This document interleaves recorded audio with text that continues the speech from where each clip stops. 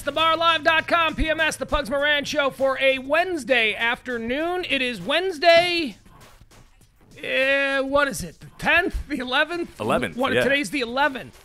Today, happy 7-Eleven Day. Hey, look at that. Does 7-Eleven do a big promotion today? They should. I know, we should make them aware. Free Slurpees or something like that, right? And the calendar's basically giving them free advertising today. Yeah, it's 7-Eleven Day. That's cool. Hey, do you know why 7-Eleven is called 7-Eleven? I don't. Because initially, before anyone even considered that they would be open 24 hours, they opened at 7 in the morning and closed at 11 at night. Oh. It was originally called 7 to 11. But then they just changed it to 7-Eleven. And now they're all 24 hours, and it doesn't really matter. And I know this because there was a chain on the south side of Chicago that was called 7 to 11, and their signs, look just like the 7-Eleven signs and all that stuff. Yeah. And that's the deli where Jenny McCarthy worked just before she was discovered as a Playboy Playmate. She worked at the 7 to 11 deli. If only she could have just stayed at the deli. It's a hot deli chick, you know? That is when you're like on your lunch break and you go down to the deli to pick up a sandwich, you know that dudes were going back to the office going, have you seen that blonde chick that works the deli counter at 7 to 11? Oh my God, she could be in Playboy. And then, of course, one of his buddies goes, dude, you think everybody can play Playboy? She's just regular, she's just average. And then like a couple months later, she's Playmate of the Year. Whoa! Yeah. Yeah. And then the guy's like, hey, remember her from the deli? Told you. Yeah. And then he hit him over the head with a baseball bat and said, don't you ever contradict me on who's hot! Yeah. Something like that. But instead of giving us deli meats, she's taking her stab at how to cure cancer for us. So. No, wait a second. Now, I don't want you bad-mouthing Jenny McCarthy now. Don't you. Okay, two quick Jenny McCarthy stories. One guy I knew named Alan, who I went to, he didn't go to my high school, but he went to the next high school over, Sandberg. He was a rich kid. He actually dated her and took her to his prom. Not bad. Not bad? Yeah. Right? And then fast forward, my ex-wife, my first ex-wife, Sloan, lived next door to her in college. And this was before she was Jenny McCarthy. She was just Jenny from the South Side. And I think that my ex-wife didn't like her or they didn't get along because Jenny McCarthy's boyfriend, who would always come over to Jenny's apartment, Jenny McCarthy's boyfriend was friends with my ex-wife. Or they were friendly or something. Well, Jenny McCarthy's one of those girls that I would imagine you hear the conversation, I just don't get along with girls a lot around. Exactly. Right? Exactly. Yeah.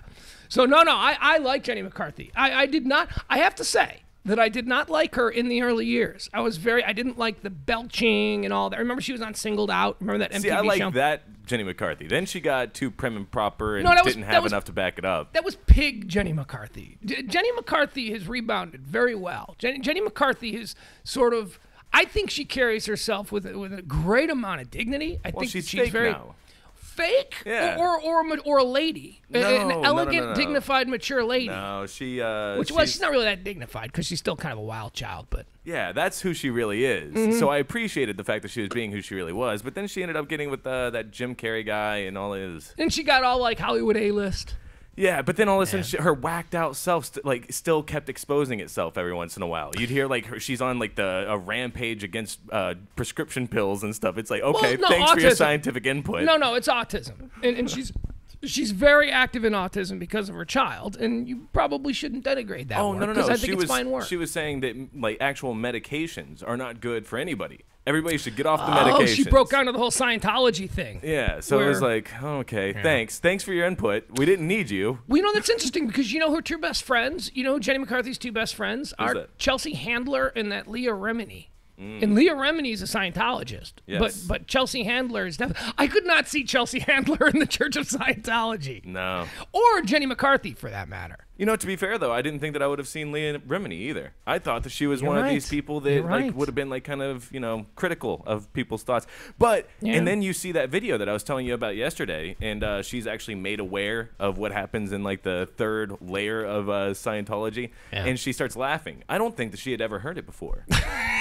I really don't. You think it was the first what talk of Xenu and all of that? Yeah. And she laughed, and then she saw that he was being serious, and she was like, oh. I mean, like, it was almost as if she was doing it because it's a really good networking group. You're talking about Leah Remini from the King of Queens, the wife from the King of Queens, when she was being interviewed about Scientology, and somebody revealed to her or said, "So what do you make of the whole Xenu Space King kind of thing?" And she laughed. And you believe that she wasn't aware that that was an actual scientific or Scientology belief. I firmly believe that she got into it for the networking values, and if she heard things that had to do with her next script or anything like that, she heard it very vividly. She was able to recall it. But every single time Xenu got brought up, that didn't seem to made her manifest. Laugh? Jason Lee. We've been talking a lot about Scientologists the last couple of weeks. Jason Lee, who how do we know Jason Lee? Another person I like from Clerks. Love him. Yeah. My name is Earl. Yeah. Right?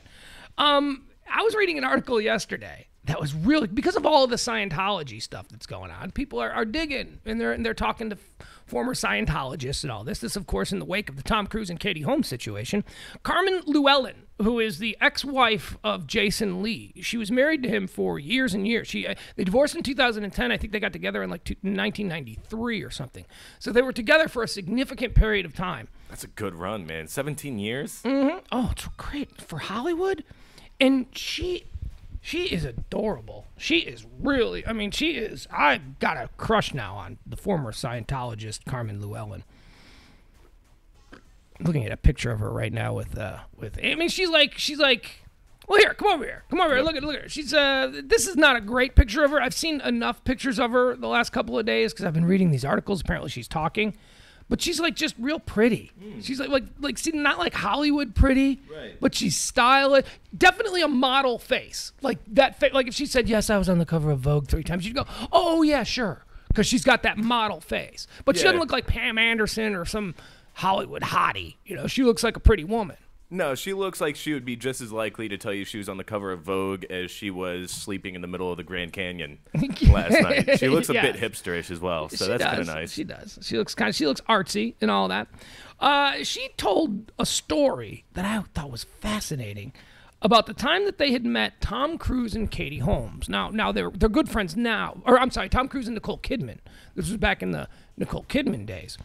And Carmen Llewellyn, the ex-wife and former Scientologist of Jason Lee, who is still a practicing Scientologist, told a story to the Daily News yesterday about how she went out and they met Tom Cruise and Nicole Kidman some years ago. And they hadn't really met under the guise of Scientology, and this was just sort of a random meeting at a cocktail party or something. Or so they thought. Yeah, and so it's Tom Cruise, Nicole Kidman, and Jason Lee and his ex-wife, Carmen Llewellyn. Tom Cruise says to Jason Lee, "Oh, you guys are Scientologists? Nick and I are Scientologists as well." And apparently, according to Carmen Llewellyn, after Tom Cruise said that, Nick, I guess that's what he called Nicole Kidman, Nick and I are Scientologists as well. Apparently, Nicole Kidman shot Tom Cruise a look, like daggers, like just staring at him. And Carmen Llewellyn interpreted that to mean, "Why are you saying I'm a Scientologist? You know I'm not down with this stuff."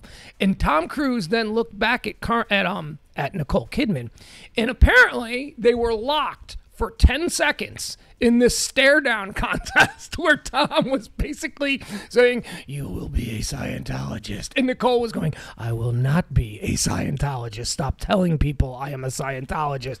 And it all without speaking. This is what I would have loved to have seen that interaction with Tom Cruise and Nicole Kidman. I mean, like, the entire time that I was growing up, and I say this quite a bit, like, I always had this fascination with what it would be like when you finally got to the higher ranks of, like, radio. You know, like, talk to program directors, people that were general managers. These people are going to be brilliant. And and then you get there. I would imagine the same thing happens to somebody who finally gets to work on set with Tom Cruise and Nicole Kidman, and then he gets to see them do a stare-off over being Scientologists, and he's like, "I didn't see this coming. I really had a good idea of what Tom Cruise was going to be when I finally got to see him, and here it is." I'm still laughing about how despondent you must have been when you realized that program directors and general managers are just failed DJs who are taking out their lack of talent on people who actually have talent. Yeah, on the people that are still doing it. Yeah. I'll tell you how to do that.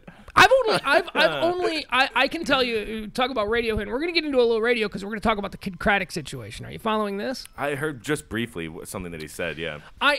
Do you think that, have you ever worked with anyone in radio? Now, granted, your radio experience is a little bit, your formal terrestrial radio experience is a little bit less than mine, and it should be because you're 10 years younger than me. But in your career, have you ever worked with a program director that you would say, that guy's kind of a genius? I kind of know what he's doing, and I kind of get it.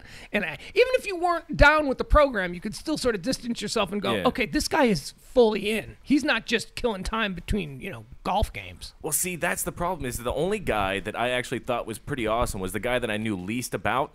And he was the guy who probably put in, at least as far as I knew, the least. Who's that? Well, I don't want to throw anybody's name. No, we're talking. Yeah. Bob McNeil. I love Bob McNeil. Bob McNeil was great. Bob. Like he seemed to have a very hands-off approach where the station was to have its own breath. You know what I mean? And that's what really got it going. That's what was so exciting about it. Then you had other people come in and they wanted to steer the ship in certain ways, and that's just not the way it works best. Dude, Bob McNeil was the original program director at 105.3. Bob McNeil and Reed Reeker built that station. They created it all. Now, Bob was not... I've never worked with Bob in what Bob is truly gifted in. And Bob McNeil is a truly gifted country music programmer. He was program director of KYNG Young Country when it flipped to 105.3. And he stuck around because he's a competent guy. As far as like the talk stuff goes, I've only worked with one person. I only know one person that I would say... I mean, okay, you want to know talk programmers who I think are geniuses? Tell me if any of these names come to mind. Jeremy Coleman. You know who he is? No. All right, he's currently the president of programming for Sirius, but he built WNEW in New York. That was the old Opie and Anthony station with Ron and Fez and all of that. Jeremy Coleman is a genius. Who else is it? Mitch Rosen in Chicago is a genius. I think Bruce Gilbert here in Dallas at 105.3, although the ratings aren't really showing, I think Bruce Gilbert is a genius when it comes. I mean, you look at the talent that he put together at the ticket and the way he was able to maintain all of those personalities and egos. I mean, that's genius. But that's really about it. And then there are a couple other guys. There's Drew Hayes in Chicago, who I really respect a lot. There's a couple out there, but for the most part, yeah, I have never really worked for a program director that I didn't think that I was better than. If that makes any sense to you. Yeah. I really think I am arrogant when it comes to radio and programming. And I often think that if I hadn't been so stubborn about staying on air, that I could have been a really good program director because I get radio. I understand how it appeals to people. I understand why people listen and why they don't listen. And most program directors don't do that. They don't understand that because probably they haven't spent the amount of time behind a microphone actually doing a talk show where you can see what things get the phones to ring and what things don't. And, it really is just practice.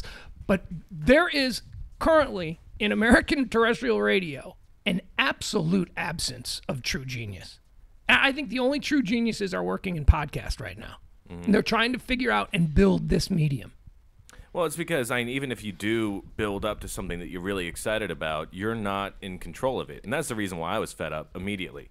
We had something that was kind of rolling into something, and it felt like it was generating some momentum, and then they flipped the format, and that just took the entire thing out of it. And that is just unreasonable for somebody who actually puts that kind of time and effort and wants to build something that good to not be in control of whether or not it keeps going. Radio program directors are supposed to be artists. They're not supposed to be suits. They're not supposed to be elevated to the position of program director because they were the #1 sales guy for 5 straight quarters or whatever. You know what I mean? Artist is what a director is. You are in charge of the direction of the content, the art, whatever the creation is, you are in charge of that. You should be the best one. Yes. Like everyone's looking up to you like, man, I wish I could be as good as that guy was. Yes. Yeah. Yes. And that just... It just doesn't happen. I mean, it doesn't happen anymore because most program directors are now a little more than middle management. Many of these big major radio corporations like Clear Channel, CBS, Cumulus, these big companies, they're all run by the person that they have deemed their genius, and that genius works at corporate headquarters. So, like, for instance, when I worked at Cumulus, my poor program director, Gary Thompson, who I adored, who I really liked Gary Thompson, still a good friend of mine. He wasn't allowed to do anything. He was the program director of this station, and they brought us in to do wholesale changes at the station to make the station different than what it was. And it turns out we get there, and he's not allowed to do anything. Everything that we come up with that he wants to do with us, he has to submit on paper to Atlanta corporate headquarters, and then someone's got to read the pitch. Not actually hear the pitch or sit in a room with talented people who are explaining how it'll work. They would read the pitch and then simply say yes or no. And then not based on vulgarity or community standards. Yes or no based on what that genius thought was interesting radio. Mm-hmm. I mean, it's insane. So a guy in Atlanta is going to know better what my listeners of 10 years are going to want to hear on the show. It's the craziest thing about the whole thing. I mean, most of you, obviously, all the decisions that would come in that really made really just swept the floors with people, that came from a completely different city. Came from New York. So you were just sitting around, looking at each other, saying, "Hey, this is going pretty well." You can feel the buzz on the street, and then New York's like, "Nah." No. Yeah, right. No. Do you know what he said once to us? We were brought in. We were brought in on basically a classic rock station that was floundering. And they wanted to eliminate the music because they didn't like the demo that the music was reaching. Mm-hmm. And the music they were playing at the time was Dio and Ozzy and all that. So they hired us away, and they brought us in, and they made us feel like, okay, we're going to build this station around you. And then within a week, it all changed. And I'll never forget the guy from Atlanta saying this, or words to this effect. I was so stunned when I heard it. I'm not even sure what the exact words were, but it was something to the effect of, I think the Pugs and Kelly listeners want to hear more Dio. They want to hear more Ozzy Osbourne. I'm like, what? You don't know shit about the Pugs and Kelly listener if you think that they want us to stop what we do, which is just incessant babbling back and forth about whatever is going on in our lives, to play a 30-year-old Ozzy Osbourne cut. You're out of your mind. Yeah. And yet that's what they decided. And by the end of our tenure there, we were doing 8 songs an hour. You know, and it was, I mean, we knew it was almost over, and we were having fun with it. Like, we were like making fun of the bands and making, oh, that was the other thing. You can't make fun of the bands. I'm like, dude, you're making me play 3 Dio songs in Airship. The guy is 5'2". He's hysterical. You're not going to let me make fun of Dio, the guy. No, the music is the key, man. People tune in for the, no, you brought in a talk show from another station. People are tuning in for the talk from another station, not Dio. Dio is the reason that you've got a 0.1 rating. And they'll never pick that up. They didn't get it. No, well, we're committed to the hard rock format. That's not what you said when I signed my contract. That is not what you said. And you weren't committed because 5 months later, you blew us out and you turned into a Mexican hip-hop station for a couple of months before finally turning into whatever I-93 is now, which is like, a Kiss ripoff. Right. I think that one of the funniest things about radio that I just kept on noticing was these songs that'll test well. And I think that it says a lot about the person who's programming a channel, that they don't understand their demographic. And I'll talk about The Edge right now. The Edge is supposed to be, well, edgy, right? So it's supposed to be the edge of rock and roll culture. So you take a bunch of people in your demo and you start playing them songs. You say, "Is that listenable? You care for that one?" And they'll say yes, but it doesn't necessarily mean that it belongs on your station. I mean, they could play YMCA, and they'll say, "You know what? Every once in a while, I do care for YMCA." Doesn't mean that it belongs on the Edge. Like now you got Coldplay because it tests well. Right? Yeah.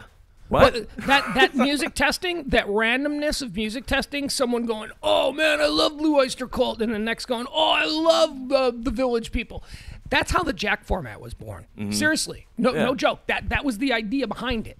It was, well, people just like everything. If someone's in a bar and a jukebox is playing a good collection of music, that jukebox isn't playing a format. That jukebox is just playing music that people want, and nobody complains. Yeah, because we're in a bar, and we can't change the song, and we know that. So we make the best of the situation, and we sing along to Billy Joel's Piano Man, but it doesn't mean we want to hear it in our car at noon. Mm-hmm. I mean, They don't get it. And if you want people to get excited about your brand, and it's very easy to do. I mean, this is the funniest part, is that it's very easy to get people excited about music. So yes.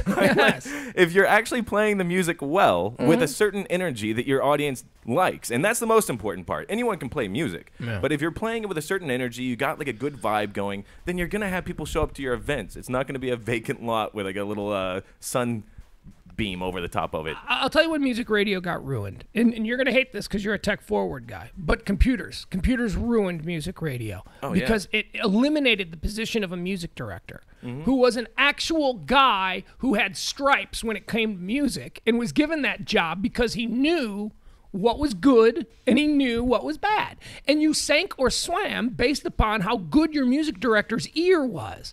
Well, somewhere in the mid 80s they discovered that, wait a second, there's actually this crazy computer format that can think like a program director, and it'll play the obvious songs. And that's what Selector was, which was the first. This is why we hear the same 15 songs, every day on certain radio stations, because the computer says this is what people want.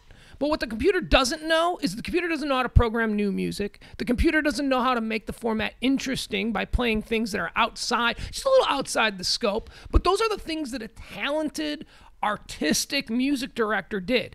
And now, you know what the music director's job is in radio? Music director job went from being a job that you could raise a family on to being a job where all you do is program the selector. All you do is program, and that job pays about $8 an hour. But you get the title of music director. Yeah.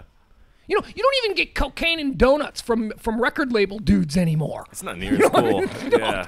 Used to be, I worked at an alternative rock station back in the very early days of alternative rock. We're talking about the mid-1990s when the format was first created. And there used to be a line of record company guys just waiting outside the program director's office to pitch him on new songs. And I should say that one of the things about that radio station was that they went all... They programmed from the gut. They didn't use Selector in the beginning. They used a music director who actually... So they would have all these program directors. Who actually did the cocaine like the old days. Who actually did the cocaine in the office, who ate the donuts, and then there were always a bunch of donuts and deli sandwiches in the kitchen for the rest of the air staff. Empty baggies. Oh, yeah, it was fantastic. It was great. But, hey, they built that station in 6 months to one of the biggest alternative music stations in the entire world. So we know that they had good stuff there. But, that doesn't exist anymore because you can do it cheaper. You can eliminate a salary by just having a computer program tell everybody what music they want to hear. And it's just, that's why radio sucks. That's why music radio sucks so bad. There's no heart, there's no soul, there's no passion. And it's not that it can't be done still. I mean, if you listen to any of, like, the BBC, like, I think BBC Radio 1 is the only thing that would put KISS to sleep in this market. In their own market, they would be put to sleep. They would go away. Because, like, what they do is, like, they are very music-centric. So, like, I'm not a huge Britney Spears fan, but I do realize that somebody who is a big Britney Spears fan would love to hear Britney Spears do a show on Friday night mixing her own music. Yeah. That's genius. That's cool. That's cool programming. Yeah, BBC does this every single day. They have their own DJs come on, their own pop people come on, and they'll play music. And that makes so much more sense. And it's somebody who is thinking like a music director. What would I like to think? Or what would I like to hear when I tune into the radio? Yeah. There's a station, B96, in Chicago that does that. That is kind of, it's not a KISS format, but for all intents and purposes it is. It's just not owned by Clear Channel, so it doesn't get the KISS label on it. It's a CBS station. It's a B96, and it's been the top 40 hit music station in Chicago for, since I was in junior high. So it's been around forever. And they do that. On Friday nights, they'll bring in, like, and they've been doing it for years, like hot mixes all Friday night. It's all contemporary music. It's all like the same hit music, but it's all being club mixed live on the air by a DJ in the studio. And many times over the years, those DJs turned out to be Kanye West. Yeah. Those DJs turned out, you know what I mean? I mean, it was like, because those were the people that were in the scene in Chicago, and it was a cool radio station. Exactly, and everybody knows that. I need to throw a shout out there to Todd Kavanaugh. That's the guy who created that whole format. He's another guy who I've never worked for because I don't work in that format, but Todd Kavanaugh is a programming genius. Yeah, and it takes work, but a program director who's constantly dealing with the salespeople isn't going to come up with an idea like that. No. Or a program director who's always on the golf course because North Texas' largest Chevy dealer wants to hit around and talk about the shows. No, that guy's not doing anything either. That totally was the same. I'm not going to say this one, but Progressive. Is it the Progressive that Progressive has Insurance? that girl in it where she's Flo? like, yeah. Yeah. I had a program director say, wouldn't it be interesting to have her on for an interview? Flo? Yeah. Well, it would kind of be interesting because This I'd is like when to she know first more. started. Yeah, but now she's been around. I would like to know a little bit. I would, all right, I don't know about back then, no. Back then, no. But yeah, if somebody said, hey, chick who plays Flo from Progressive wants to be on, you want to talk to her? I go, yeah, I want to talk to Flo. Yeah, but then you... I got kind of a crush on Flo. But then when you immediately ask, okay, who has the Progressive deal? And he's, oh... so-and-so. Oh, okay. So basically you're pushing me on. I can't mock that because I've interviewed the Snapple lady. Remember the old Snapple lady? So, whatever. But yeah, you're right. That's not exactly that's not a groundbreaking idea from a program director. No one's going to be saying, oh, have you listened to that news station? They have Flo on 24/7. Yeah. Flo, she's hysterical. She talks about insurance.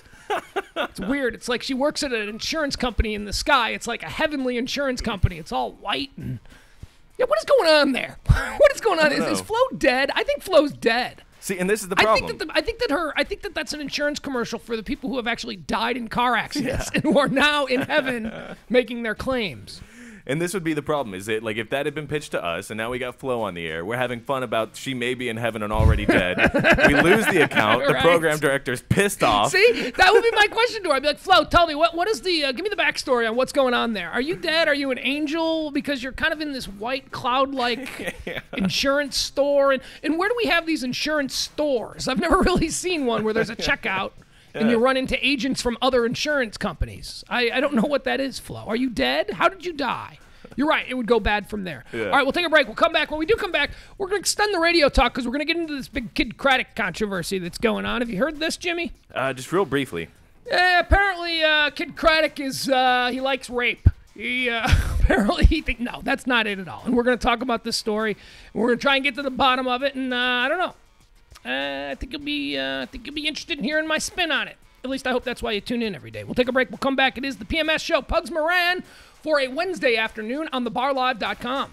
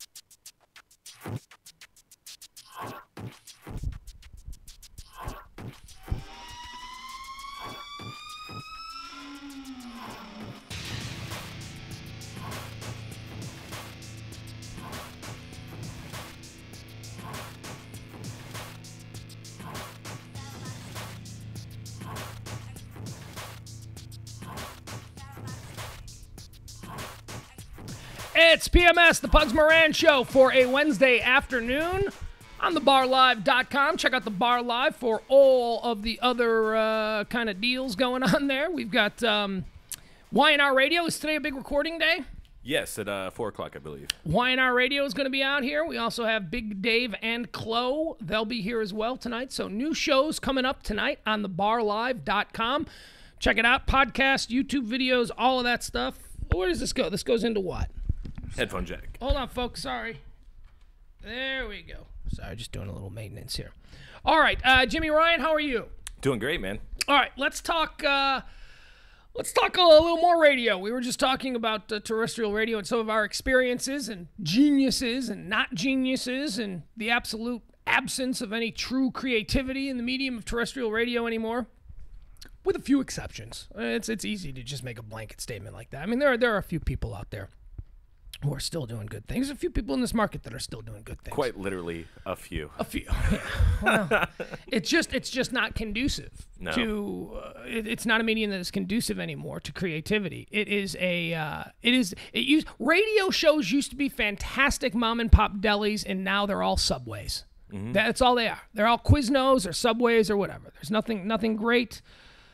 So what are you gonna do? All right, Kid Craddock. We all know who Kid Craddock is, right? Actually, I bet we all don't, because there's a significant amount of people I know that listen to this show that aren't from this market and probably do not understand the whole Kid Craddock thing. I could describe Kid Craddock for people. Who is he? If you're not from this market, you don't know who he is, Jimmy? He's been on like the local pop station for 20 years or something, and always has really good ratings. He's kind of your stereotypical pop morning show guy. He's basically I would say the king of Dallas radio, and I say this as someone who was in radio, who came from another market, a larger market. So maybe it's not a surprise that we didn't know many. I didn't know anybody from the Dallas-Fort Worth radio market when I moved down here. I had never heard of anyone, with the exception of Kid Craddock. He was the only local Dallas radio person that people in other markets were taking notice of. Did you at least hear of Kramer and Twitch? No, no, I didn't. Those guys were on the Eagle, right? They were for a little while, yeah. Yeah, they were on for we were here for 2 weeks, and then they said Britney Spears did, so we had a lot of fun with Kramer and Twitch. Yeah. Numbskulls. Knuckleheads. Yeah, now they're doing a show like Greg and Tony in the middle of Florida, like some random, not Miami. Hey, at least they're getting a paycheck. I can't badmouth that. Well, Keith and Tony, that's what it is. Yeah, but no, they were stupid. That was a stupid show. Do you remember listening to it? Oh, sure, yeah. Yeah. That's one. But it was interesting. It was interesting though that the Eagle at that time would have what is essentially a personality-driven semi-talk show on their music station at night. So that was creativity. That was interesting. Yeah, they did that, and then they did Love Phones for a long time. Love Lines. Yeah. Well, Kid Craddock, I'll tell you what. Why don't we just play the news report last night? This is from I think WB. Or CW 33. I don't know what that is. Isn't that like a news station in someone's garage? Isn't it? Don't they do that out of Carrollton somewhere? Somebody's detached garage that has been turned into a studio. I realized just how unlegitimate it was when we started having fun on Really Bad Radio with Dan Axe McGraw, like playing videos of him slipping up during the newscast. Who's that? Yeah, exactly. He was just this guy. Was he a news guy that was on there? Yeah, they would send him out to like the worst locational story of the day, and then he would be there, and he would be really nervous, and then he would start kind of messing up the actual news story. It was every single day he would do this. So we would do it as a highlight the very next day on Really Bad Radio. Right. And we would play the highlights back to him and send him links and stuff, and people started emailing him. Next thing we know, he ended up getting fired. We ended up talking to somebody from CW33 about 3 or 4 weeks later, and they were like, yeah, that turned into an office joke. Oh no. Yeah, because so you got him in trouble, and he was playing along. No, he wasn't playing along. We were just grabbing the video and then playing it, and we were calling the segment "Keeping It Dan," where he would go, Dan. where he'd go out on location and just screw up the entire live shot, in one way or another. And then we would highlight them, put them on YouTube, send everybody the links, and nice. Apparently it wasn't big with anybody else but people at CW33. CW33. We used to kind of do that with Jay Gormley at CBS. We used to track. Our theory on Jay Gormley was that whatever story that nobody else wanted to cover, they would send him out there. So if it was like something that if it was a stand-up that had to be done at Gun Barrel City, they'd send him out there to do some, rape story in Gun Barrel City or something just really. Or if there was like a really bad incident in a really nasty neighborhood, it would be white Jay Gormley standing there with like 10. It's like 10:15 at night, and behind him there's like 8 5-year-old black kids behind them. It's like, what are they doing on the street? What the hell? Did you ever notice that? What the hell are those little black kids doing on a street at a crime scene at 10:15 at night? Why aren't they inside? Getting some camera time, man. Yeah. I used to have a theory that those news vans that they drive around with, they're just filled with black kids. Yeah. So that whenever they get to a scene, they just let the little black kids out of the back of the van and they hang out behind the shot. That's part of it. Yeah. Studies show, they've had testing groups that say that this actually makes them more conducive to news. People watch a news story if there are a team of black kids standing around. Maybe an open fire hydrant. That's always good. But they got to be doing something though. They learned all of this from those just send 10 cents to those Africa commercials. Yeah. They were like, wow, look how great these are. Well, it's giving kids summer jobs. I think that's a good thing. Right.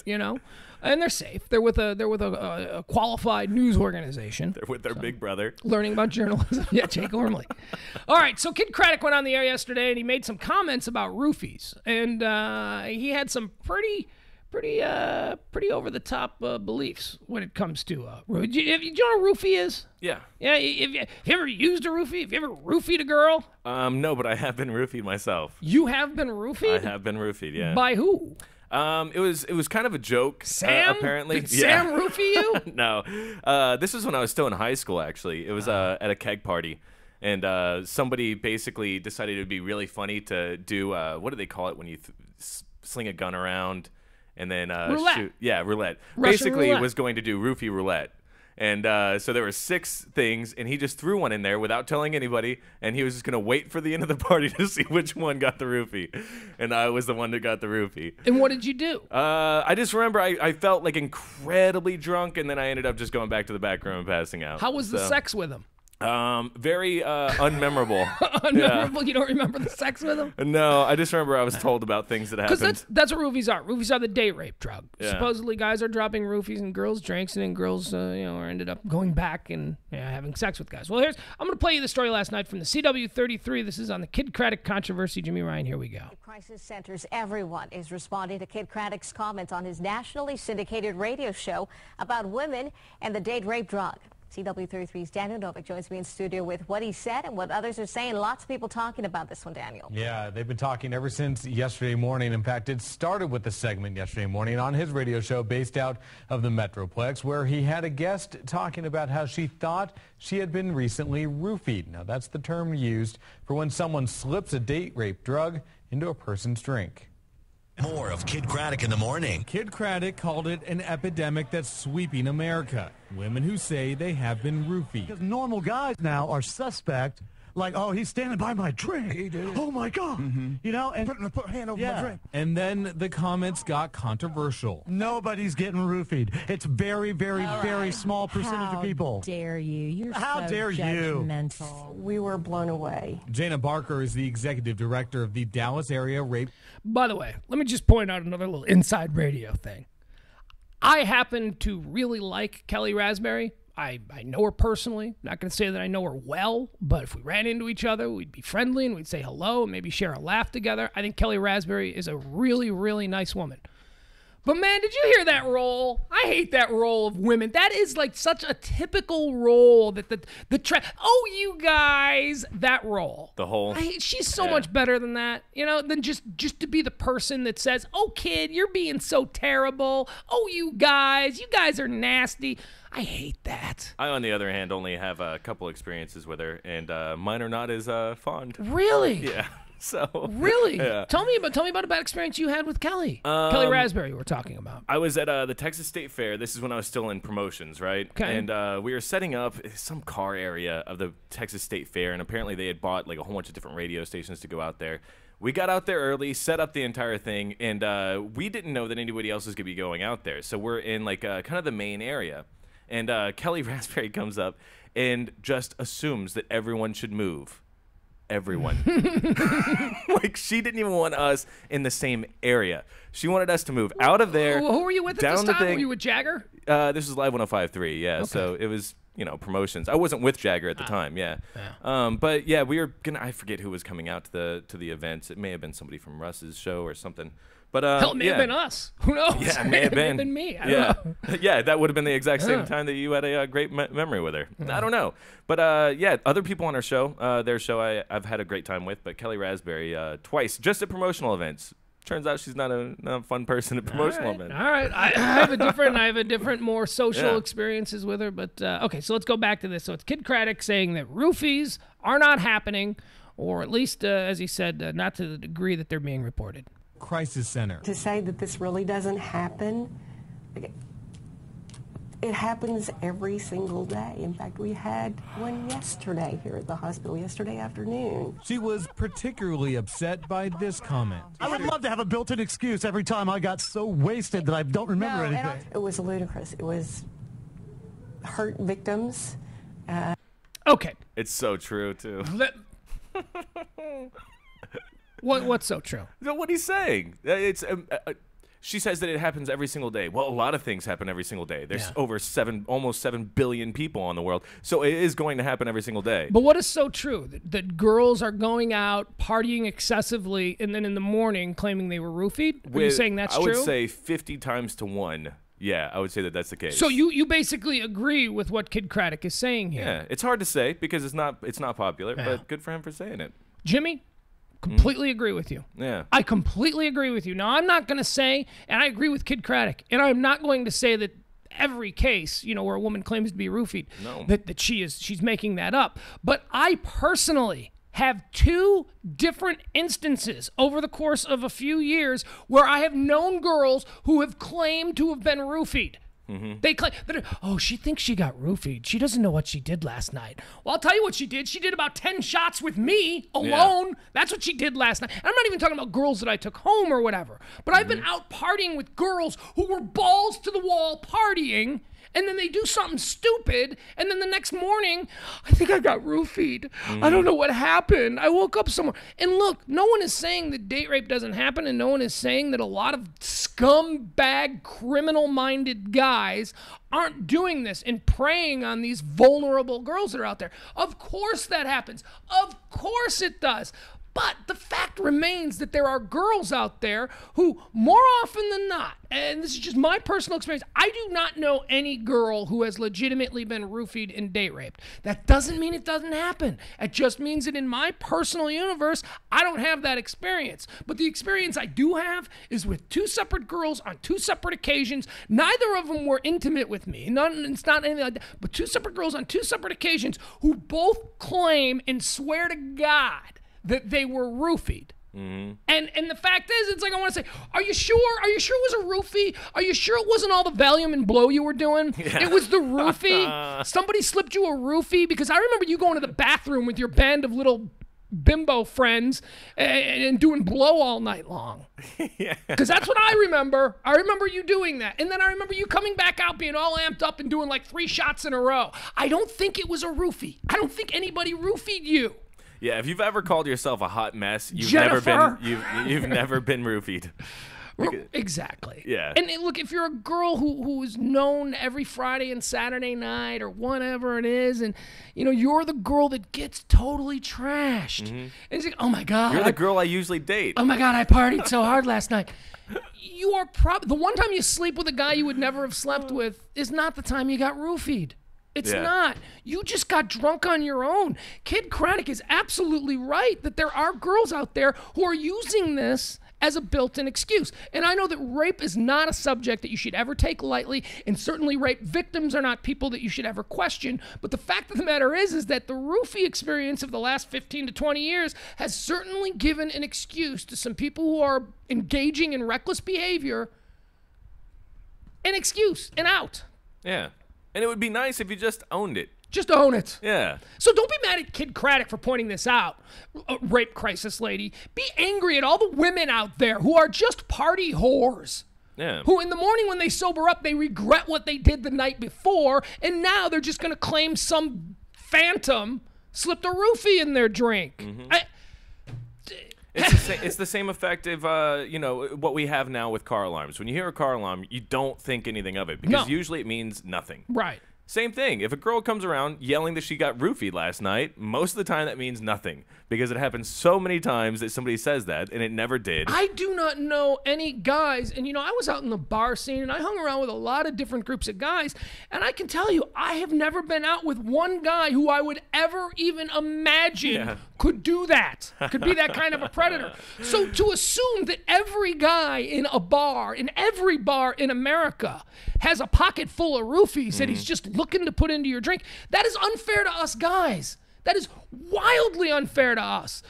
Because the word rape appears in this story, we have to all of a sudden just shut our mouths and listen to what the rape crisis lady says and listen to what all of these people, I was roofied once. And I'm terribly sorry for that experience. I hope that it was legitimate, and I have no reason to disbelieve you right now. So I'm sorry that happened to you. I hope it was legitimate too. Well, no, I don't mean I hope it was legitimate. You know what I'm saying. Yeah. Well, I do. I hope that you're just not trying to make an excuse for bad behavior. All right, let's go back to this. Let's listen to more. This is what's got Kid Craddock in trouble. It hurt people who listen and hang on every word that he says. People were responding today on Kid Craddock's Facebook page, some supporting the morning radio show host. Ryan Sumner wrote, "Kid, thanks for speaking out on the show. Glad somebody said it."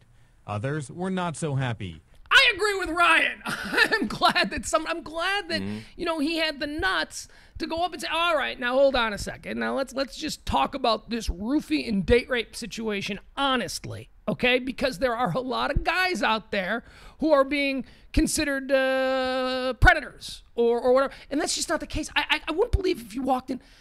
I mean, are they trying to suggest that you walk into any bar in America and there's going to be at least one or two guys there with a pocket full of roofies ready? Because I don't believe that's true. I don't know any of these guys. No, and it's a total double standard too. And I guess a lot of things are. But like for instance, when I was in Galveston, we were walking around and we had energy drinks on us, right?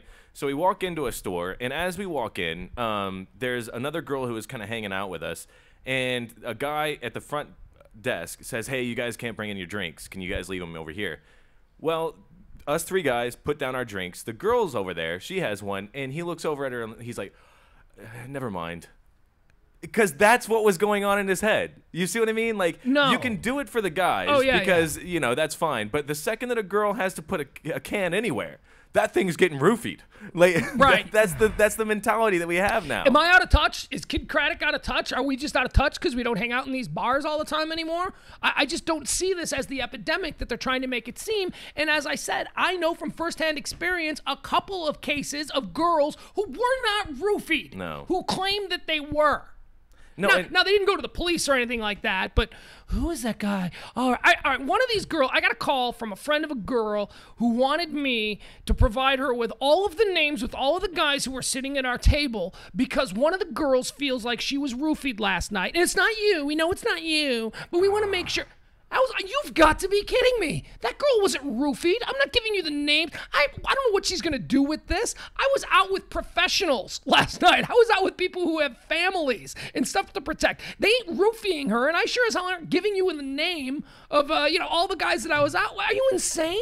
She wasn't roofied. She was doing blow and Xanax. That's what she was doing, and she had it. If girls were getting roofied at the rate that I think that people are under the impression that they are, there would be crazy amounts of girls in the ER every single night. Well, that's what they say, though. They say that because it's not the traditional form of rape, that women aren't reporting this. No. I'm talking about just roofied. I'm talking about the plan didn't come to fruition. The girl ended up taking off after she took passed out in the parking lot or something? Yeah, that would happen a lot more. You'd be like, oh, man, this doesn't make any sense. Here's a girl who seems to have passed out from a roofie. I don't get the roofies that would happen either, all the time. These girls don't need roofies. If you're partying with college girls, you don't need roofies. No. All you need is a bar tab. Yeah. And I'm telling you, you'll get to where you need to be. And everybody knows that. That's the funniest part is that I've never gone out, and I've gone out with some suspect guys before. Like they will tell you, characters. Yeah, they'll tell you about what their plans are, and sometimes that means that I'm staying on the other side of the place. You know what I mean? And like I've never So once you've gone had. out with guys who roofied girls? No. Even knowing that, as crazy as they've been, they've never said, "Hey, man, got some roofies for tonight." Right. Like it's never happened. No. Like what is this? The 70s?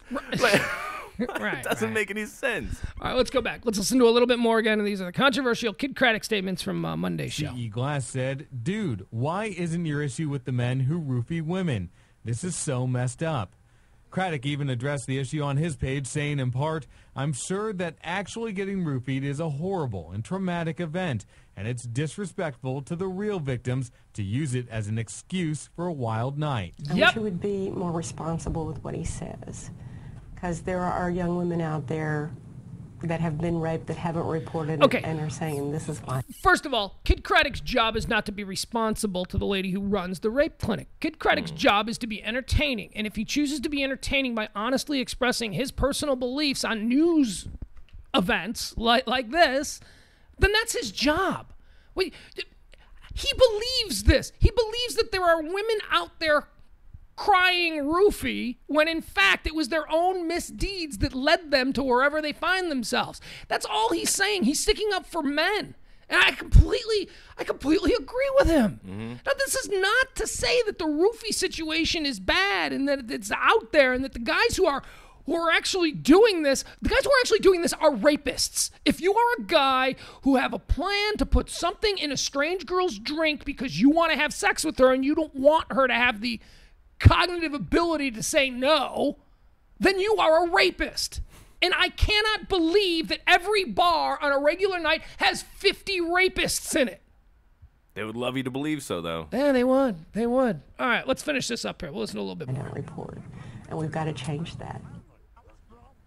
We requested an interview with Kid Craddock, but his marketing director said he was gone for the day and unavailable for any interview. He got in the studio. Daniel Novick, CW33 News. Apparently, he got out of the studio in plenty of time. Well, okay, so there you have it.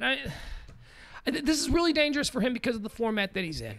You know, for him to show those kinds of opinions, that's dangerous because he's a soccer mom guy. Yeah, his show is, his listeners are soccer moms and high school kids. And the hot mess from Friday who said that she was roofied. The hot mess, yes, the hot mess from Friday, exactly. Yeah. All right, there you have it. That's the big local story. Kid Craddock makes controversial comments about women and date rape drugs. I'd like to hear the entire thing. I'd like to hear it all unedited. I'd like to hear his whole take on it. I don't believe that he was trying to be shocking. I think that he was just being honest, and he was saying, hey, what about all these girls that are actually making this stuff up? Because as I said, I just, I have a very limited history with this kind of thing, but in that limited history, I know 2 girls who absolutely were not roofied who claimed that they were. And I know one girl who says that she was roofied dozens of times. All the time. She's always claiming that you get roofied every weekend, don't you? Bad luck. Wow. You really need to take better care of your drinks. All right, we'll take a break. We'll come back. It is the PMS show. Pugs Moran for a Wednesday afternoon on The Bar Live, thebarlive.com.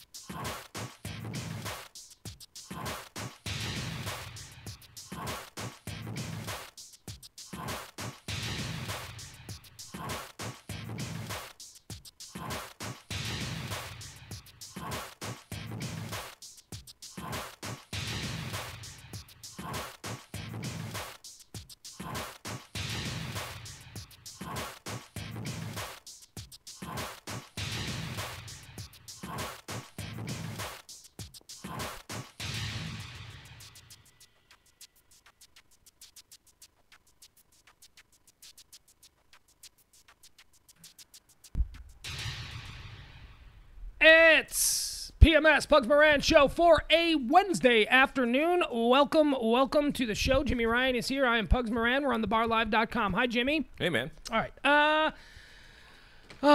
Boy, there's so much. When I laid out the show this morning, things that I wanted to talk about, I guess I didn't realize that it's a very rapey show. Because there's another story here where I wanted to talk about Daniel Tosh, who is now in trouble. Have you heard about Daniel Tosh and him getting in trouble? Yeah, I did. Well, what did Daniel Tosh supposedly do? What did you hear? Well, I read the girl that was the blogger.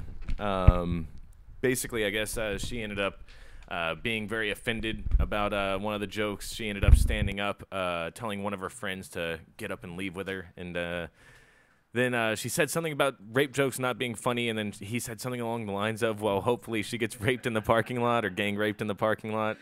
Yeah. All right, Daniel Tosh, host of Tosh.0, who he was doing a show at the Funny Firm not Funny Firm, I'm sorry, Laugh Factory. Funny Firm was in Chicago. It's no longer around. He was doing a show at the Laugh Factory, and a couple of girls, they were looking for something to do, and this is by their own. This is her blog she wrote. We didn't know what we were going to do, so we thought, hey, it might be fun to go see a comedy show. Let's go to the Laugh Factory. So they decided to go down to the Laugh Factory, and look, it just so happens that Dane Cook is there. That just shows what Hollywood comedy clubs are like, you know. Dane Cook wouldn't play the Improv, you know, here in town. But, you know, well, in Hollywood, where there's a comedy club, you know, all over the place, big stars who live there, they come out and they do stuff. So it was Dane Cook and Daniel Tosh. First of all, I'm not a big fan of Dane Cook, although I do find him funny. You know, I do think that he did a comedy special a number of years ago that I thought was brilliant. You walk into a comedy club, you're able to walk up and get tickets, and it's Dane Cook and Daniel Tosh. Right. Score. Yeah. That's a great night. Are you kidding me? And she goes on to say that she didn't know who... well, actually, here, I'll get into the story here this way. Louis C.K., who is also very... we've talked about Louis C.K. before. Louis C.K. is probably the most critically acclaimed and respected stand-up comics out there. Every comic loves Louis C.K. And by comparison, Dane Cook, we always say, is the most successful stand-up comic out there. So there you have the two things. You've got the most critically acclaimed, and you've got the most successful.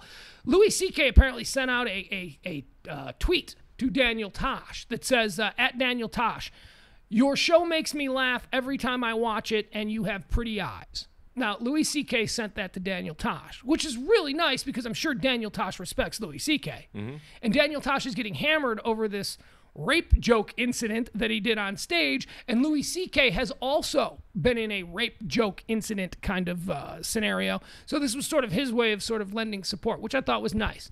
Here's the story. Louis C.K. sends messages of support to Daniel Tosh amid rape joke controversy. Comedian Daniel Tosh has been roundly criticized for appearing to advocate the gang rape of a heckler, but at least one follower, Funny Man, is bucking the trend and extending an olive branch of support to the controversial comic.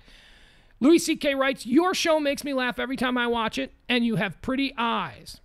Wasn't that nice? Tosh, the host of the popular Comedy Central internet clip show Tosh.0, found himself on the wrong end of a firestorm yesterday after word spread via Tumblr that he had responded to a female heckler who found his rape jokes offensive by suggesting that it would be amusing to him if the girl had been raped right there by several audience members. One thing, not to get too far off, but if you're trying to get into comedy, how much are you starting to not care for Louis C.K.? Like, obviously he's great, but all he had to do to get involved in this story was tweet something. Right. Just tweet a little support to Daniel Tosh. Yeah. Which, all right, so I'm going to read you the story now of what happened to Daniel Tosh, okay? Let's see here. Are you aware of Daniel Tosh, who hosts a sort of viral video version of The Soup on Comedy Central called Tosh.0 and is a much beloved on certain corners of the internet? His shtick is basically being a huge a-hole, both in general and both in a general way and in a racist or classist or sexist way. Some people think he is hilarious. I think he's hilarious. They are wrong. And some people think he is really grating and unfunny and difficult to watch. They are right. Yeah, this writer is obviously putting their opinions in here. Yeah, I wonder if she has a spin on this. You can watch his classic joke about the hypothetical rape of his sister in the video above. All right. All right, let's give it a listen. I'll take the bait. I'll take the bait. Why not? They're going to sting us with an advertisement? Or do you say advertisement? Nope, here it is. People have always told me I have a sick sense of humor. What do you say to that? I assume it's relative. Who are you comparing me to? Carrot Top? Then yeah, I'm a little blue. To my circle of friends, I'm tame. My sister's off the charts. I play practical jokes on her constantly, though. I got her so good a few weeks ago. I replaced her pepper spray with silly string. Anyway, that night, she got raped. And she called me the next day going, "You son of a bitch! You got me so good." No. As soon as I started spraying him in the face, I'm like, "Daniel! This is gonna really hurt." Hot pocket. That's how that joke ends. I had another comic friend of mine finish it. All right, so obviously that's absurdist humor. Yeah. It's not real. He didn't really replace his sister's rape spray with silly string. He's trying to be humorous about the twisted relationship that he has with his sister.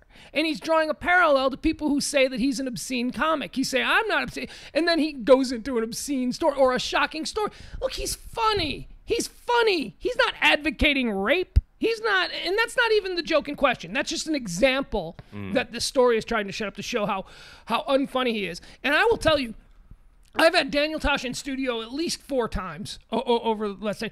He was absolutely one of our favorite. He comes in, he is really, really good in an interview. He's really funny. He's over the top. Whether you like his comedy or not, he's a good guest. And yeah, his whole bit is that he's a stuck-up a-hole. That's his thing. And, you know, he's a good-looking guy. You know, he's funny. He's talented. He's successful. So this whole a-hole kind of bit, it works for him. It does. Even like way early on when he was still doing the improv, you know, he was able to pull off being an a-hole. I don't know how much money he was making, but he living in his car. Yeah, he was acting like he was already a millionaire. He was better than you, and it was hilarious. Like there's very few people. His image, his comedy. He gets up on stage and he does his comedy like a stuck-up rich kid. Yeah. If John Hughes was casting a high school movie and he needed some kids to be the James Spader prick roles, this guy Daniel Tosh would play the prick role. Yeah. He's funny. He's a funny prick. That's the whole thing. All right, so these 2 girls who are deciding that it's something they wanted to do on Friday night, here's what she writes, okay? "This is something that happened to a friend of mine," in her own words. "So on Friday night, my friend and I were at her house and wanted to go out and do something for the evening. We brainstormed ideas, and she brought up the idea of seeing a show at the Laugh Factory. I'd never been. I thought it sounded fun." Oh, really? First time in a comedy club and you cause a scene. Yeah. You know? What a date this girl must be. Oh her and her blog. "I'd never been. I thought it sounded fun. So we went. We saw that Dane Cook, along with some other names we didn't recognize, were playing, and while we both agree that Cook's style is not really our taste, we were open-minded about what the others had to offer. And we figured even good old Dane can be funny sometimes, even if it's not really our thing. Anywho, his act was actually fine. But then, when he was done, some other guy I didn't recognize took the stage. Of course, I would come to find out later that this was Daniel Tosh. But at the time, I thought he was just some yahoo who somehow got a gig going on after Cook. I honestly thought he was an amateur because he didn't seem that comfortable on stage and seemed to have a really awkward presence. Yeah, that's him. His presence on stage is he doesn't want to be here entertaining us because he's better than us. Right. That's his act. And in what world do you live in where Dane Cook goes on and then a really no-name person comes on after? Right. Right. These are 2 of the biggest comics working today, and you're complaining that you just on the spur of the moment decided to go to the Laugh Factory and see these, and you saw 2 A-list stand-up comics, and you're complaining. And his awkward presence, that's his bit. He's not awkward on stage. The guy is razor sharp on stage. Good Lord. So Tosh then starts making some very generalizing, declarative statements about rape jokes, always being funny. How can a rape joke not be funny? Rape is hilarious, etc. I don't know why he was so repetitive about it, but I felt provoked because I, for one, don't find them funny and never have. So I didn't appreciate Daniel Tosh or anyone telling me I should find them funny, so I yelled out in the middle of the comedy club, "Actually, rape jokes are never funny!" So she was this person. Yeah. She was this person who goes to a comedy club and can't just check her moral outrage for the 90 minutes or so that she's in the club. I can't imagine why she couldn't get a guy to go with her. This probably happens all the time.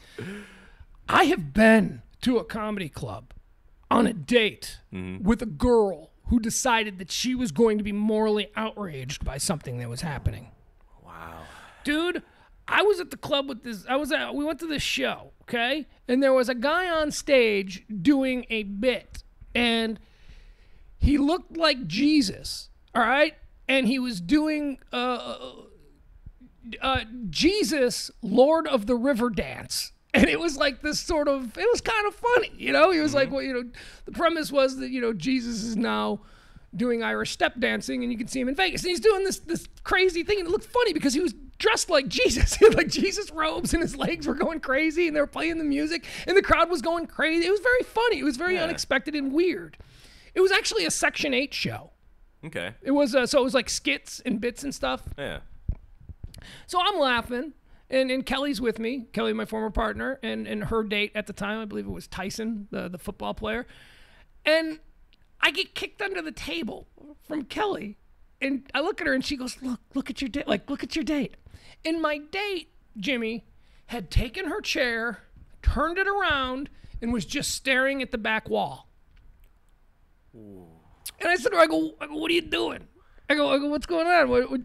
I thought, because I saw her looking at, I thought she was like talking to a friend that she had seen there. Right. You know, and I was like, okay, that's cool. I'm watching the show. The show's pretty funny.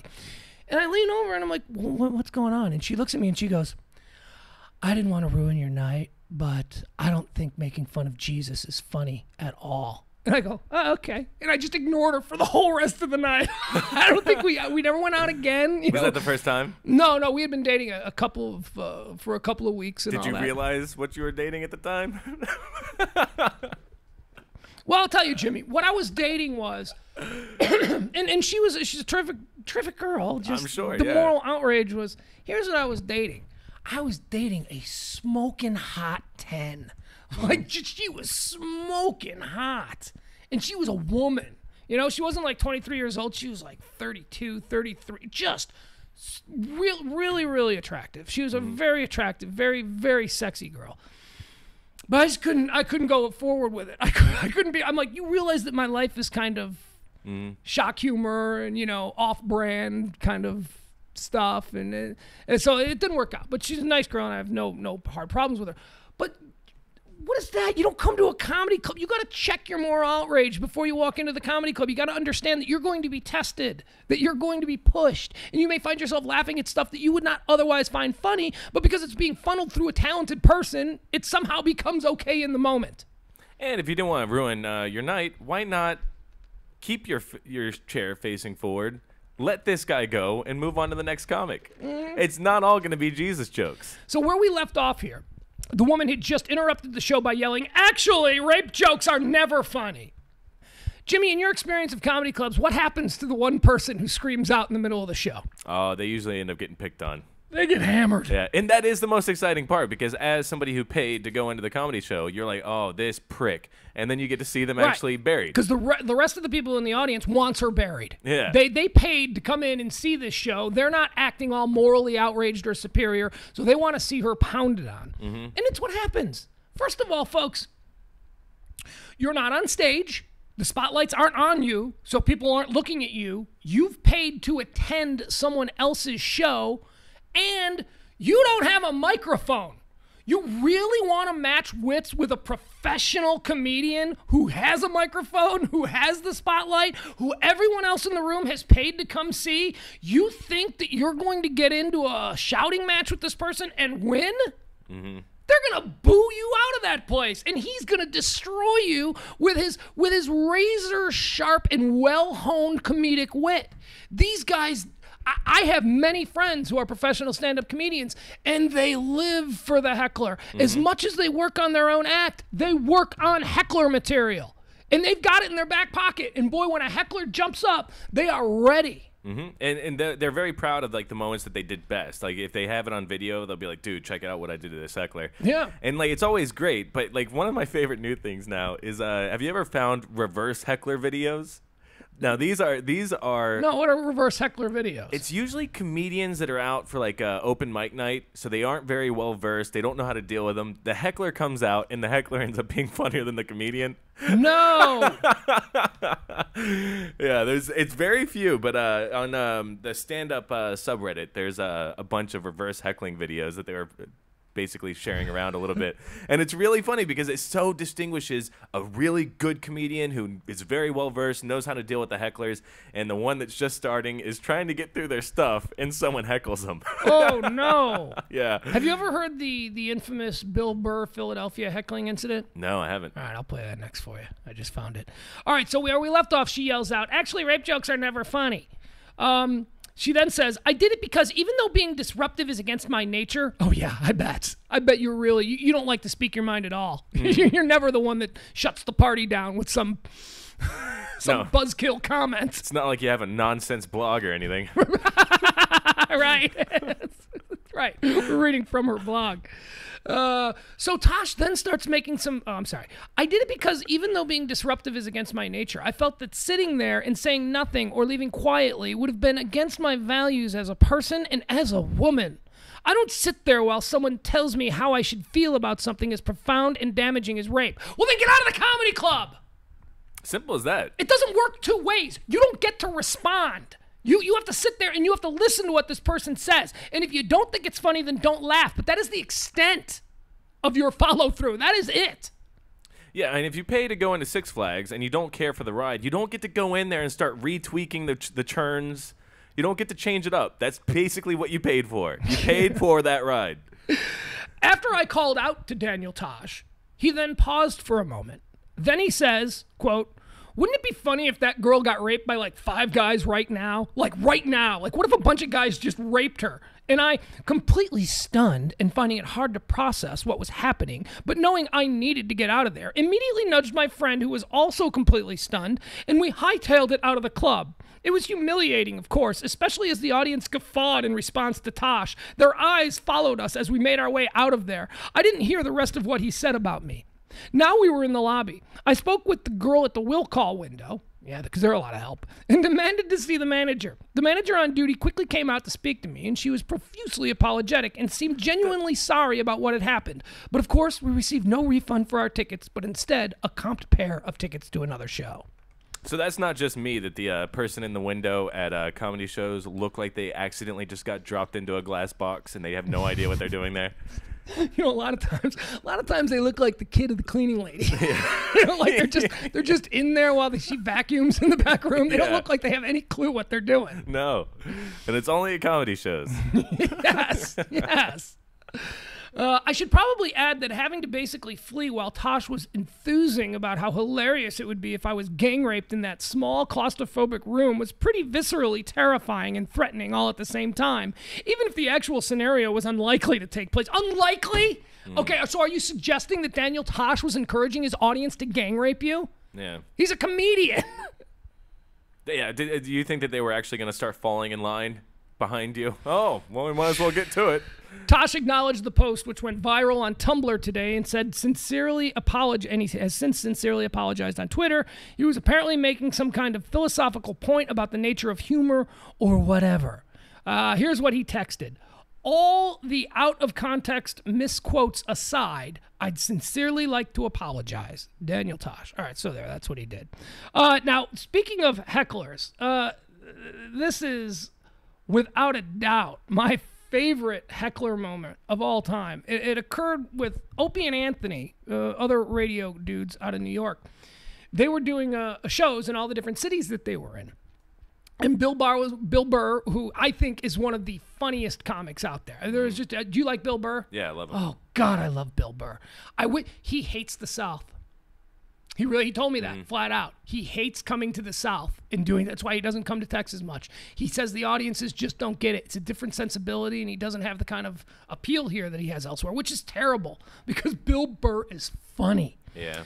So he goes up on stage as the warm-up for O&A, you know, and there's a big crowd of people, and they're all drunk and going crazy, and Bill Burr starts doing his act, and people start interrupting him. And he decides that, all right, he's going to drop his act, and he's just going to go on and on about the people of Philadelphia. which is where he is. And this is, I hope we can hear this. This is Bill Burr tells Philly the truth. Let's see if we can hear this.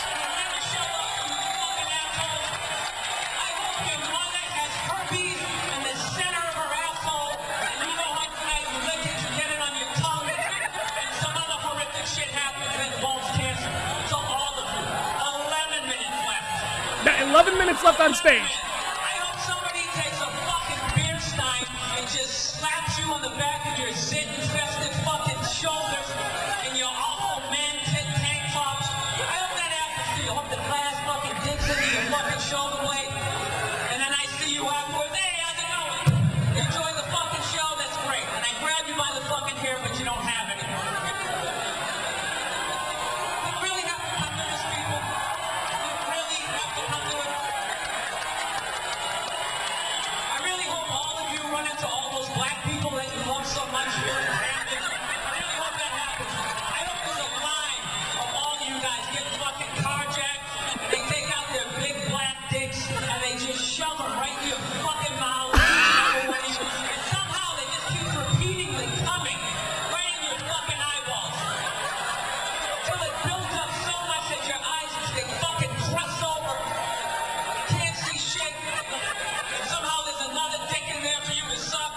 10 minutes left. 10 minutes left. So he does this for the next 10 minutes. And 9 minutes left. All right, you fucking morons. You put a statue of Sylvester Stallone in front of your museum. You know, he goes on to like all of this stuff, tearing apart Philadelphia for 10 minutes. It was monumental. That's so great. And apparently Opie and Anthony were standing right off stage, and he kept looking at him like, come on out here. And they were like, no, we're going to see if you can do 10 minutes in front of this crowd, just off the top of your head, just riffing on what sucks about them.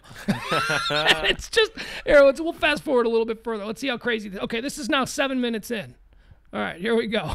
This is Bill Burr in Philadelphia with the O&A Traveling Virus Show. I felt great. I really felt great. I want to thank you guys for having me. You guys were phenomenal.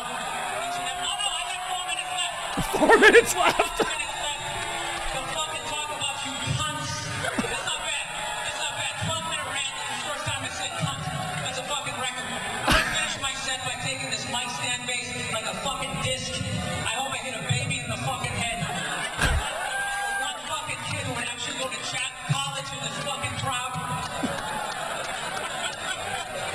Hit the one fucking kid that went to college in this crowd. What's that, sir? Dave Chappelle. Yes, he's not here. I wish I was on his fucking tour right now. I wouldn't have a bunch of cunts not fucking paying attention 4 hours into a goddamn show. 3 fucking minutes left. 3 minutes left. This motherfucking tirade. All right, let's see how it wraps up. Let's move forward a little bit. All right. Fucking gun, right? That's what it is. Fucking gun. I will tip bullets and I just start fucking shooting. All right, this is the final minute. Everybody's chained in their fucking chairs. I just blow all your fucking brains out. Just one after another. Just fucking go. 2 to the back of the head.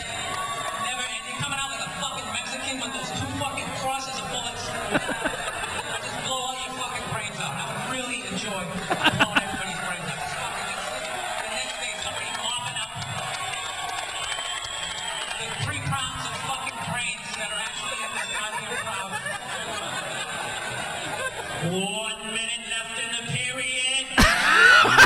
1 minute left. This doesn't change anything, this set. I still fucking hate you people. And I hate this fucking city. I hate being eaten in a little shitty-ass fucking subway. And why don't you fucking build something for Joe Frazier and get that fucking idiot. I'm gonna go see Rocky 19. Oh, good, I think you can win. Listen, I'm out of time. You guys were here, man. Thank you very much. You guys were here. He didn't say you were great. All right, and that's the legendary Bill Burr going on for 12 minutes in front of a hostile Philadelphia crowd, not backing down one bit. That is amazing. That is, but that obviously is not a typical heckler incident. I mean, you had probably 10,000 hecklers, and he was just. But the idea that they left him out there that he kept looking like, how much time? 9 minutes? All right, let's take a quick break. We'll come back and we'll do a little TV talk and some other things. We'll get in. Oh, sorry, gotta give you that. Yeah, we're gonna get into. I've got something, boy, on the watch list today. Something that you've gotta see. I can't wait. It's must-see viewing, and I'll tell you exactly what all that is and where you can watch it and what's got me so excited. Yeah, you know what? Yeah, I'm pretty excited about this. We'll do that when we come back. It is PMS, the Pugs Moran Show on thebarlive.com.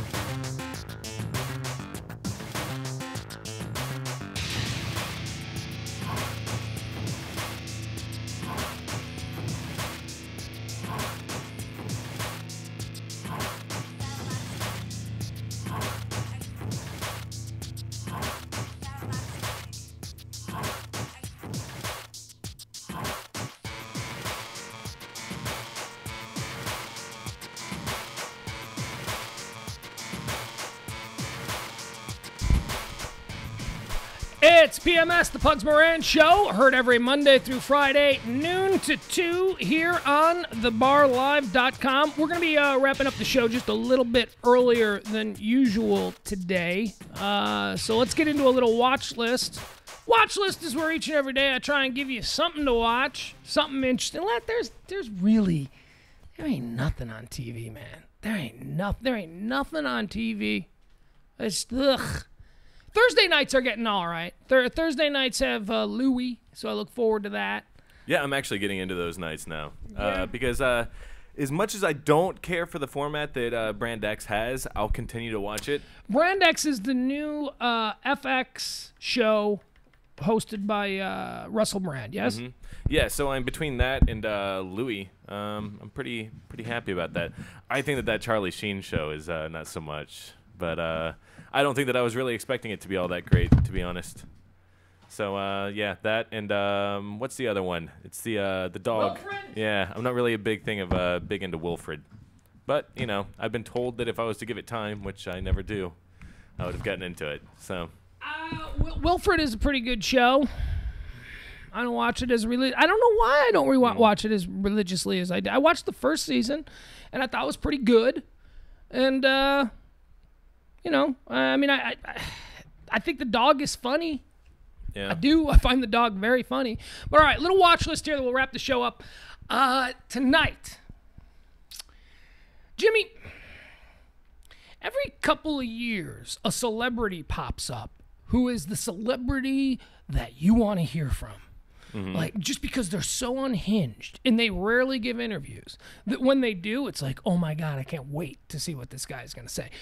Good example, Robert Downey Jr. was that guy a number of years ago, about 20 years ago. Gary Busey was that guy Then Gary Busey started doing a whole bunch of interviews and the luster was lost. Mm-hmm. It was like, oh, I don't need it. But when Gary Busey would pop up in an interview once every couple of years, it was can't miss. Because he was nuts. And then everybody recognized how nuts he was, and now it's just a foregone conclusion that he's nuts, so it's not fun anymore. Right.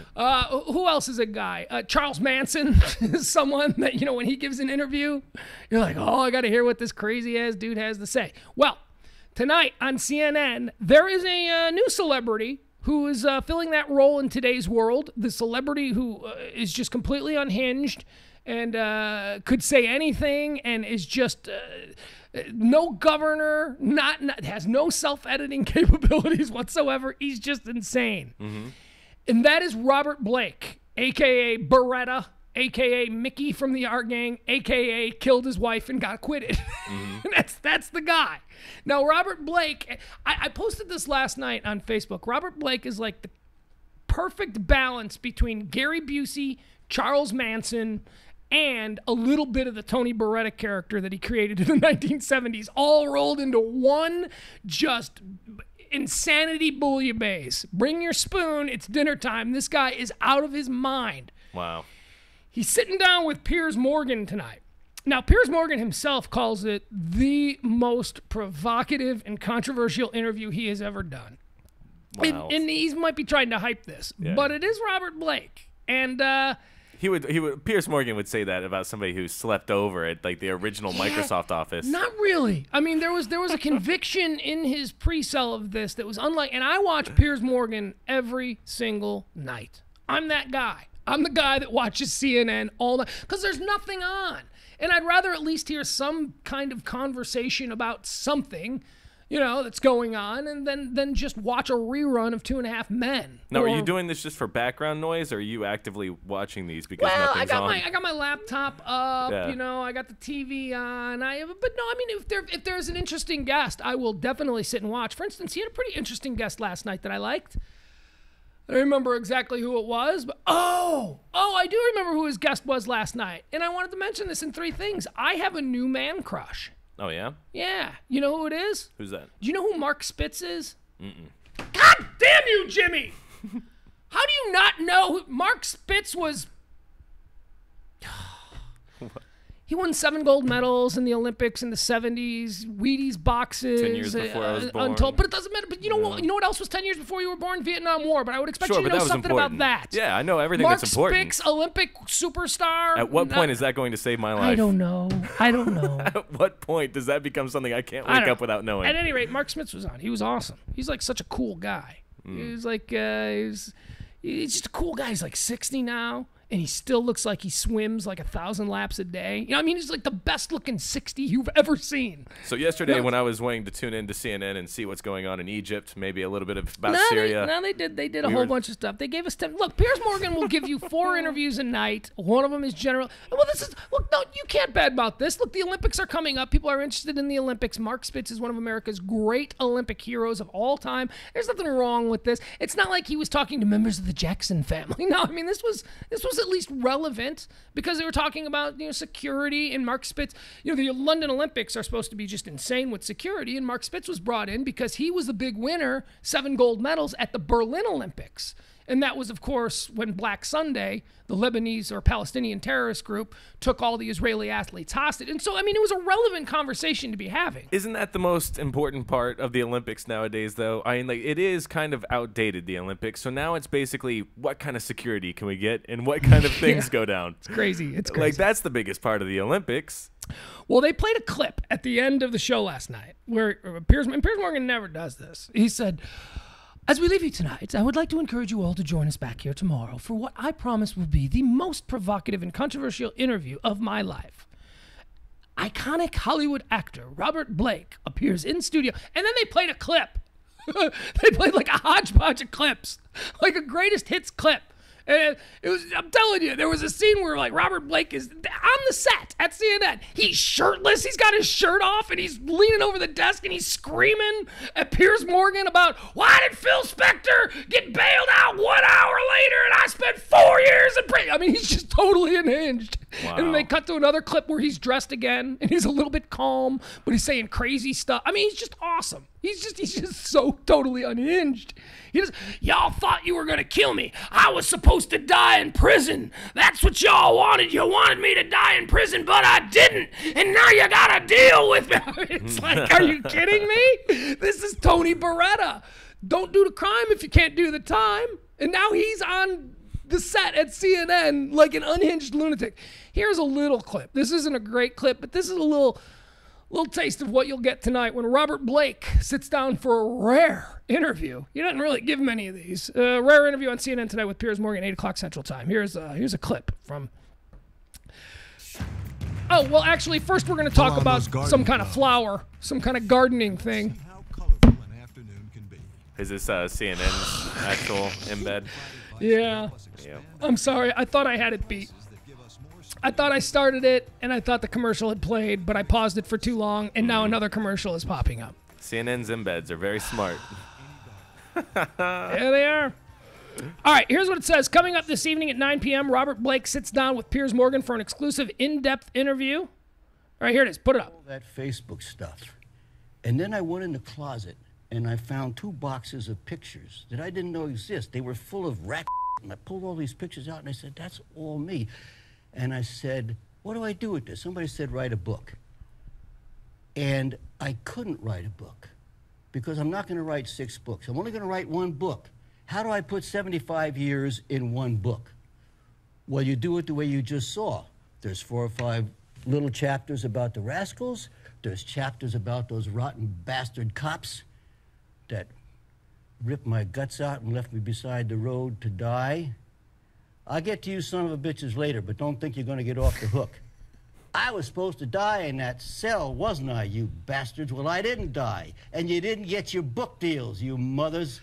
Okay, by the way, at this point, he's staring directly into the camera, pointing at the camera like the camera is a cop, and he just looks all intense. All right, let's go back. I wrote a book about you, so you'll have to go out and rip some other celebrity till he's dead, then you can write a book about him. I'm sorry, I'm back. That's how, so the book became all of my life. There's 20 years of a crazy bullshit marriage. There's alcohol, there's drugs, there's the best of times. All right, well, there you go. That's kind of a subdued set. The greatest hits package that they ran last night at the end of the show. him screaming at the cops, shirtless, you know, he's got like a suit jacket on, but then at some point the suit jacket is off and he's wearing this ripped and tattered white shirt with no sleeves and he's pumping his fist and he's wearing a weird kind of cowboy hat, but it's like what a cowboy in the West who was from the East would wear. Does that make sense? Yeah. Like, you know, not the traditional cowboy hat, more of like a bolo or bowler kind of hat, kind of a thing. Oh, it's just insane. So that's tonight at CNN. Piers Morgan, 8 o'clock. That is my pick to click for the watch list today. Oh, and Dallas. I guess Dallas is on. Are you watching Dallas? No. Man, I'm really liking it. I'm totally hooked. The same way it hooked me in the first show. Well, that's good. At least they got it going again. It's a good show. Look, you know, there's nothing wrong. Jimmy, you're a bit of a snob when it comes to this, but even you must admit on some level there's nothing wrong with just pure entertainment. No, not at all. I don't get most of it. Most of the stuff that people talk about on TV, I don't get it. I think that if I'm going to sit down and watch something that's supposed to be entertaining, then it needs to be funny. So I'll watch comedies. If you talk about comedies, I'll watch some comedies because everything else is pretty serious. I got the serious stuff. I got that taken care of. So I don't need to watch a drama. Your personal life is serious. Yeah. So like I got the drama. If I'm gonna sit down and relax, then I need something that's gonna be funny. All right. You know. So like I'll watch Brand X. I'll watch things like just little things like that. I just like about Dallas. I just like that. There was something special about the character of J.R. Ewing, whether it was 30 years ago or whether it's today. That guy is the devil, and you can't stop watching him because the way his character is written, first of all, he's so smart, and he's so cunning, and he's such a sleaze bag when it comes to getting what he wants. Screw everyone else, family members, everybody. He will cut his mama's throat if it gets him a better deal on a well. You know, I mean, he's just, and now we've got his son, JR's son, JR Jr., John Ross. There's some young 20-something actor who's, trying to take over the Ewing oil business and all that. And he's as bad as JR ever was. I mean, it's like the apple did not fall far from the tree. The kid is awful. Awful. And he's estranged from his dad, but then him and JR are back together, and all he ever really wanted was his father to be proud of him. And JR is playing that angle, but in reality, JR is just trying to get the deed to a well that his son has, and he works this system where he screws over his son. His son's first oil deal in the business, and JR completely screws his son out of the deal and then just says to him, well, son, you got to learn about the oil business some way. May as well be from me. I mean, it's awesome. It's like so incredibly awful, but it's good. So I like Dallas. I like the new Dallas. I've heard a lot of people talking about it, so it seems like it's taken off pretty well. And there's a girl on it who plays, and I don't know who this girl is, but she plays Bobby Ewing Jr., Bobby Ewing Jr.'s, Christopher, I think is his name, but I'll call him Bobby Ewing Jr. She plays Bobby Ewing Jr.'s wife, and she is so pretty, but dude, she has got this wicked scar right on her forehead that runs right between her eyes. And it's like, I'm always intrigued by that because she is flawlessly beautiful, except for this one thing, and it's noticeable. Mm-hmm. She's still beautiful, but it makes me think it's like, I wonder what happened there. I want to know what happened there. Because you know that she is incredibly insecure about it. Right. Because it's the first thing I noticed. I mean, the first time she popped on screen, I was like, holy crap, she is beautiful. Whoa, what happened to her? Did she go through a windshield? Because it's definitely a prominent scar. Suddenly attainable all of a sudden, too. Yes, like sort of in a weird way, like she's broken. Like, could I get over that just enough to actually still make it, like, it's attainable now. So. I mean, sure, I'm fat and, not all that attractive, but she's got a huge scar on her face. I could totally overlook that. Everything else about her is a solid 10, except for the scar on her, right on the bridge of her nose. Mm-hmm. Yeah. with guys, that looks good. With girls, it's not quite the...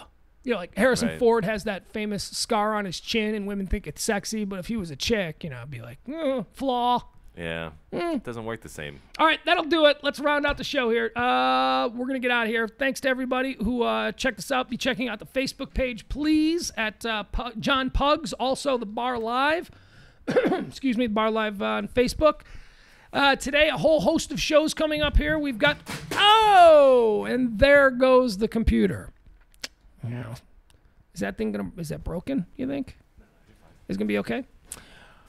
Do I need to fill time while you get that back together?